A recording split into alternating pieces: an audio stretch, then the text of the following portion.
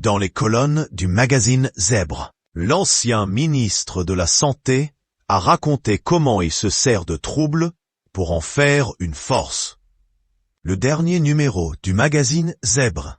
Si de plus en plus de personnes prennent la parole pour évoquer leur quotidien avec ce trouble, une personnalité a pris la parole dans le magazine. Il s'agit d'Olivier Véran, l'ancien ministre de la Santé. En effet, il a expliqué avoir été diagnostiqué TDAH il y a seulement quelques années, juste après avoir quitté ses fonctions politiques pour se concentrer à 100% à la médecine. Alors qu'il souffrait de troubles du sommeil persistants, il a effectué des tests qui ont prouvé qu'il était atteint d'une hyperactivité. Mais pour lui, c'est un atout. Le sujet est chaque jour mieux pris en considération, même s'il reste beaucoup à faire, a-t-il ainsi confié.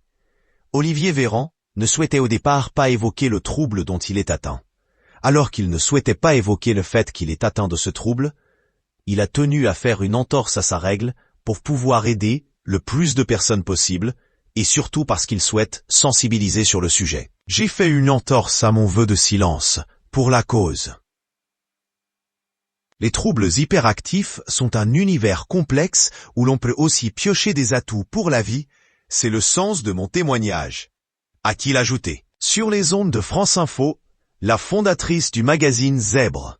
Ce que j'aime beaucoup dans ce témoignage, c'est qu'il montre qu'il n'y a pas de destin de l'échec pour les gens qui ont des troubles de déficit de l'attention, avec ou sans hyperactivité. En fait, on peut devenir qui on veut, et ça, c'est vraiment un message important que je veux faire passer dans le journal, a-t-elle ainsi déclaré. Selon des derniers chiffres de la Haute Autorité de Santé sur le trouble du déficit de l'attention avec ou sans hyperactivité, 2 millions de personnes, enfants et adultes, sont touchés par ce trouble.